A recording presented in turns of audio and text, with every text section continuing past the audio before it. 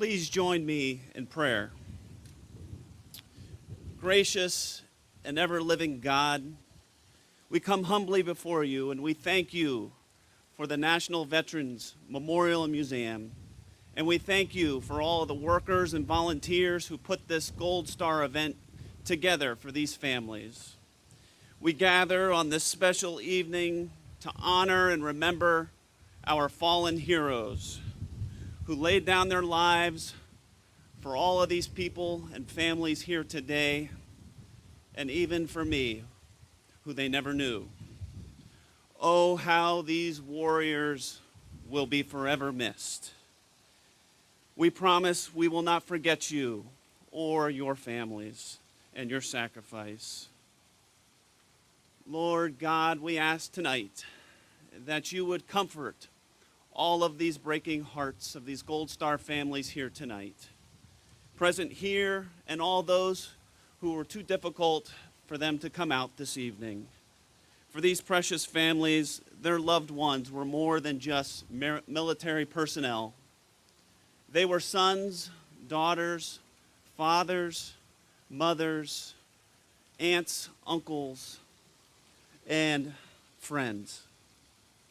We ask tonight that you would be with and comfort these Gold Star families.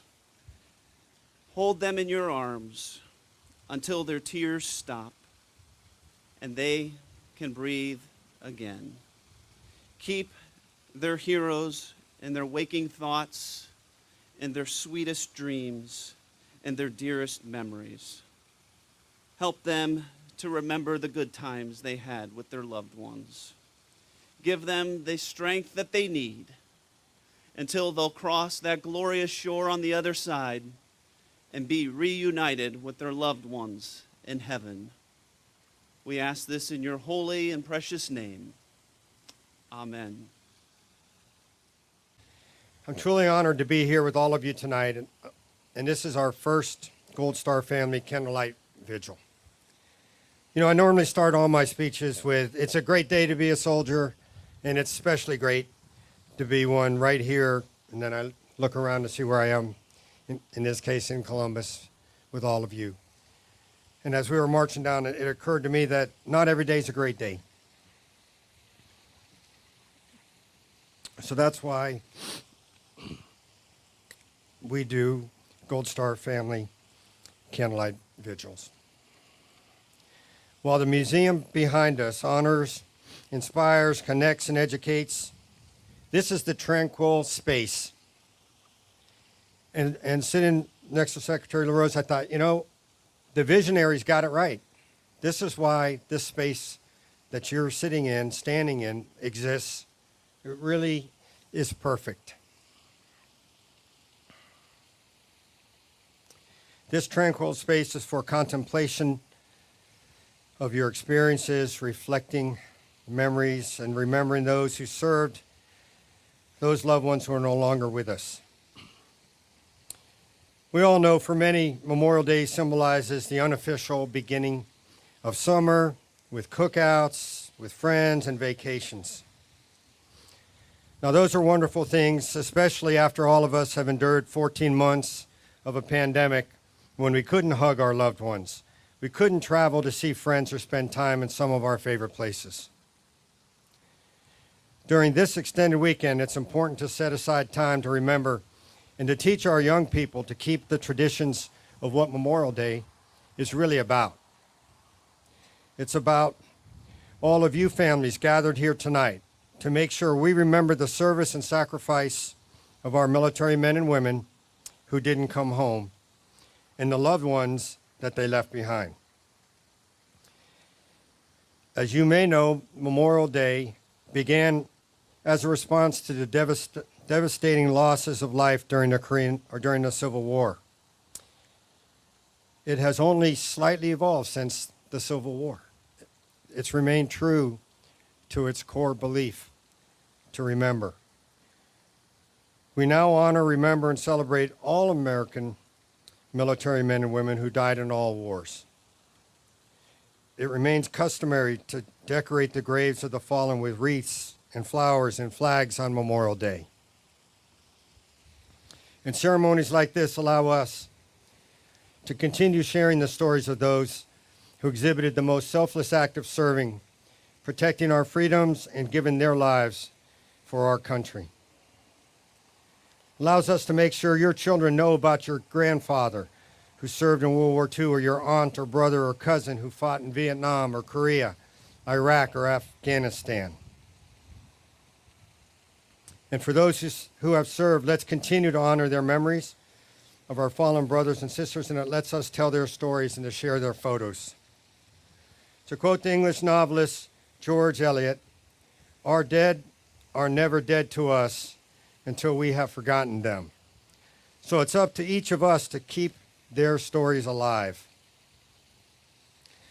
As is the case, we've all lost friends and loved ones, and I remember Jonathan Graspall, and I remember Lieutenant Michael Cerrone, and I remember Lieutenant Colonel John Keneally. And I remember the impact of these great officers leaving our life and the hole that that leaves in our heart. And I know that is the hole that you have felt. And we like to say, you know, you'll never get over it, but together you can get through it. One day at a time. Some days are better than others, but we can get through it. And when you need help, someone's here to help you. For the Gold Star families, the loss of that life, it had a life-changing impact on you. So I think of you celebrating the lives of loved ones, but then missing them. That hole in your heart and your family can't be filled. And I know we will see a lot of emotions this week. You saw the Wall That Heals over here on our drop zone, honoring the more than 58,000 men and women that lost their lives in Vietnam. And so we'll hear those stories and feel those emotions. But I want you to know that this weekend is for you and for those who you lost and love. This place, the National Veterans Memorial and Museum, is here to provide a space for veterans and active duty service members, our most precious Gold Star families and friends, where they can connect to veteran stories and, most importantly, connect to one another. My sincere thank you. Thank you for being here tonight to honor and keep alive the stories and memories of your loved ones we will always remember. Well, thank you, everyone. Thank you, General. Thank you to the staff from the National Veterans Memorial Museum. Thank you to my fellow service members who joined us this evening to help make this ceremony special. But thanks most of all to each and every one of you. In my line of work, I often get called upon to stand in front of a group of people that know a lot more than I do about the subject matter at hand, and never more than right now. I find myself humbled to stand before a group of Gold Star families, families who are part of a small group that go back to our nation's founding, that have given all that they can give to this nation. This weekend, a grateful nation pauses to remember those who have died in the service of this country. I'm going to humbly try to just share my thoughts on Memorial Day weekend with you now. Each year on Memorial Day, I personally stop to think about why we do this each year. It's not just about remembering, it's not just about saying their names, it's not just about going to their gravestone. There's more to it than that. It's about honoring their sacrifice. It's about passing it on. You see, there are not many things in the world that are truly worth dying for. I would submit that this beloved country of ours is. I would submit that it's not just America, this piece of real estate that we love, although we do love it. It's America, the idea, that revolutionary idea from 244 years ago that is worth fighting for and worth sacrificing for, and if needed, worth dying for. That revolutionary idea that every man and every woman is created equal, endowed by their Creator with unalienable rights. That idea that though we have been imperfect from the start, that each generation of Americans must work to create that more perfect union that even now our generation continues to strive to perfect. The idea of America is a precious one. We love and commit ourselves to preserving this idea and the nation that it represents, because It's unusual in all of human history. You see, every nation other than the United States was formed because of a tribe or a religion or a geography or an ethnicity. We are unique among all the nations in the world. We built this nation on an idea. And I would argue that that idea is as relevant today as it was when the first patriots spilled blood 244 years ago. But what's our mission? What's our responsibility? What's our responsibility on Memorial Day? I would argue that the most important thing we can do is talk to a young person. Ronald Reagan said that it's not passed down in the bloodstream. It's taught to each successive generation. That's our responsibility. And I know it's hard, but please talk about your loved one. Talk about what their service meant. Talk about why they served. Talk about that love that is greater than all love. It says in the Bible, hath no greater love than this, that a man lay down his life for his friends. That's the kind of love that your family members exhibited. We need to talk to people about it. We need to talk to our children about it. We need to pass on that sense of patriotism, why America is so precious, that she's worth fighting for. May God bless each and every one of you, America's great Gold Star families. May God bless the great state of Ohio, and may God continue to bless the United States of America. Thank you. A fellow Gold Star dad gave me a couple of suggestions.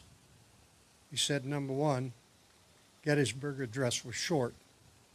Number two, forget that. Say, I'm James Groves. Thank you very much. Ladies and gentlemen, honored and distinguished guests, veterans, various service organizations, Blue Star families, and Gold Star families, thank you very much for being here for this Memorial Day ceremony at the National Veterans Military Museum.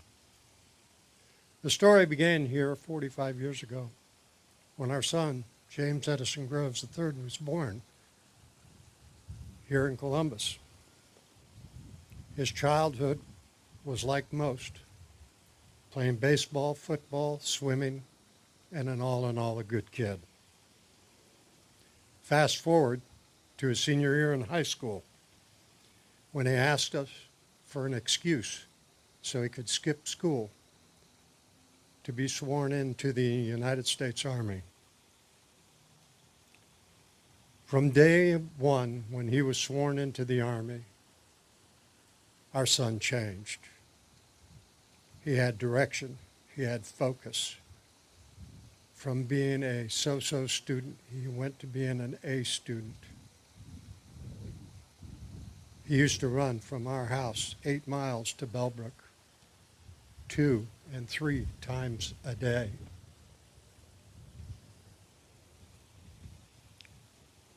After basic training, he went on and served in military intelligence, and then on to air assault. Finally, he moved on to officer candidate school, where he became a warrant officer, and then on to Fort Rucker and became a pilot, where he flew an OH-58D Kiowa Warrior. He served 2 tours in Iraq and 2 tours in Afghanistan. It was March 16th, 2013, at about 6 p.m. when we were notified of the loss of our son, just 6 months short of coming home and a year and a half short of his retirement. James left behind a wife and 2 sons. Almost a year and a half later, we learned what our son had accomplished. He had logged over 3,000 hours in combat and 7,000 hours as a pilot instructor. We've heard several people talk about Memorial Day and what it is. To quote President Ronald Reagan, "Throughout America today, we honor our dead of our wars. We recall their valor and their sacrifices. We remember they gave their lives so that others might live." Gold Star parents are not different, but we do look at Memorial Day much differently than most. To us, every day is Memorial Day.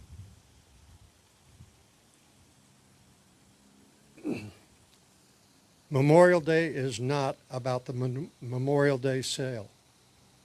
It's not about the cookouts and the pools opening and the start of summer. It is not a happy day and should not be considered a happy day. It should be a day of reverence, a day to respect and honor all those who paid the ultimate sacrifice. From the very first fallen at Lexington Concord, some we will never know. Some we knew very well. Some never came home. Some never were found. It is to those men and women, some who lie in unmarked graves, that we owe a great debt for their ultimate sacrifice. And that is a national debt that we can never repay. God bless America. Thank you very much. I'm Sherrod Brown. It's an honor to serve the citizens of Ohio in the United States Senate. Thanks to General Ferriter and the team at the National Veterans Memorial Museum for all you do to tell the stories of our veterans and our families. On Memorial Day, we pause to pay tribute to the members of our military throughout our history who laid down their lives to keep us safe. We remember the Ohioans who fought under our flag in far-off lands, who left families who missed birthdays and holidays, who sacrificed their health, sometimes even their lives, all in service to our country they love. We thank all of their families you sacrifice alongside our service members. You often don't get the recognition that you deserve. Today, particularly, we honor Gold Star families. You've lost wives and husbands, fathers and mothers. Again, all in service to our country. We can never repay you, but we pay tribute to you and to all those who served in our nation's military, and we must remember that we owe you more than our gratitude. You deserve the health care and the benefits and the educational opportunities that you've earned, and the benefits you don't tell anybody you had, don't let anybody tell you you haven't. That's why these benefits should be there for every single person. I'm humbled to be the longest serving Ohioan ever in the Senate Veterans Affairs Committee. I take that duty very seriously. I've worked to protect Gold Star families from tax hikes on their military survivor benefits to ensure that Gold Star fathers' sacrifices are recognized alongside other family members. If we can assist you in obtaining the benefits you and your family earned, please don't hesitate to call on my office. One of our state's most storied veterans, John Glenn, said, "The happiest and most fulfilled people I've known are those who devoted themselves to something bigger and more profound than merely their own self-interest." One quality that runs through so many veterans, my dad, John Glenn, the veterans I talk with at roundtables across the country, is their humility. Veterans don't often speak about their service. They never brag. They rarely ask for recognition, but oh, how they've earned it. That's why Memorial Day matters. Lift up those voices that ask for no recognition, but are such a vital part of our American story. Ladies and gentlemen, just as a reminder, as we call the names of your loved ones, please move forward and place the carnation in the basket here at the base of the Soldier's Cross, and return to your seats to make room for the other families. Captain Jordy Alsfelder, United States Army. Captain Donald Ray Bryant, United States Army. Sergeant Joseph Coletti, United States Army.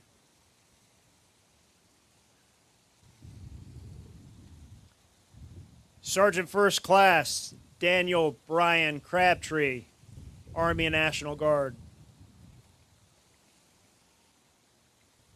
Specialist Levi Crabtree, United States Army. Staff Sergeant William Culp II, United States Army.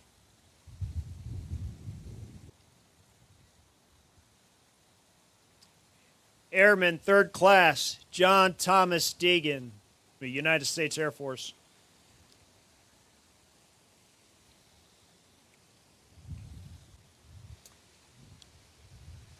Chief Warrant Officer 3, James E. Groves III, United States Army.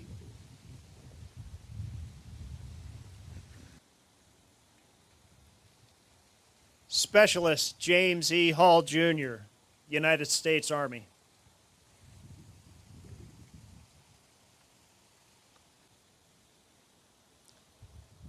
Specialist Benjamin Harris, United States Army.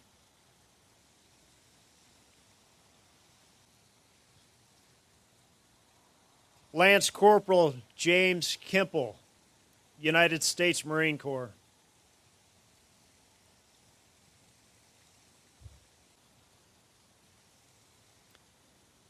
Captain Arnold W. Lamp, Jr., United States Air Force.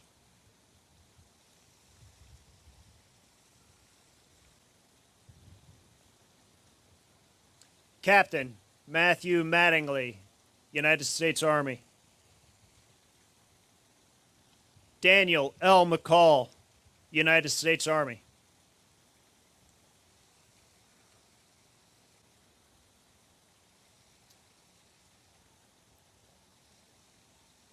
Lance Corporal Joshua McDaniels, United States Marine Corps. Lance Corporal Mark A. Maduri, United States Marine Corps. Specialist Joseph William Riley, United States Army.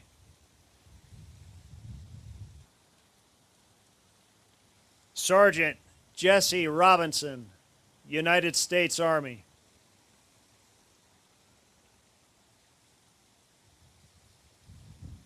Corporal Charles Glenn Russell, United States Army.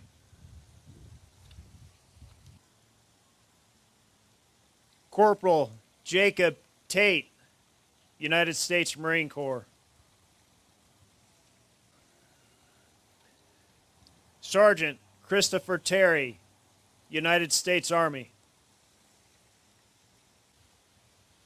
Staff Sergeant Wesley R. Williams, United States Army. Lance Corporal Gary Lee Grow, United States Marine Corps. Thank you. Ladies and gentlemen, if you are able, please stand and let us observe a moment of silence and reflect on our loved ones.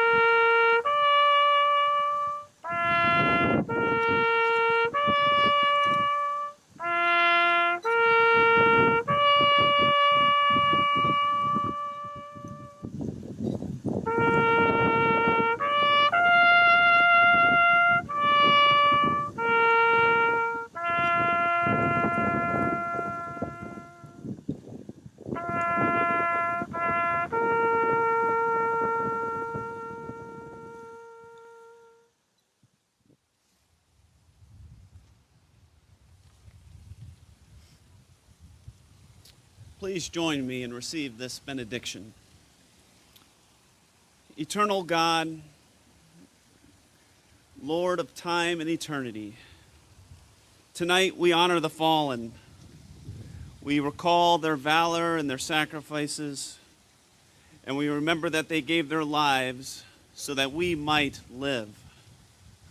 May their legacy and honor live on in all of our hearts.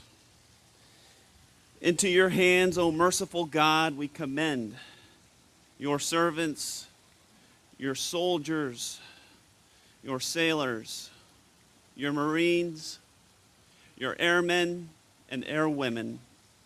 Receive them now into your arms of mercy and into that blessed rest and into that everlasting peace and into the arms of our glorious saints on high. We ask now that you would whisper in the ears of our loved ones in heaven and give them the wishes of all these family members here and tell them how much they love them and miss them. We ask this in your holy name. Amen. This concludes the formal part of the ceremony. Ladies and gentlemen, thank you for your service to our country, and thank you for coming tonight.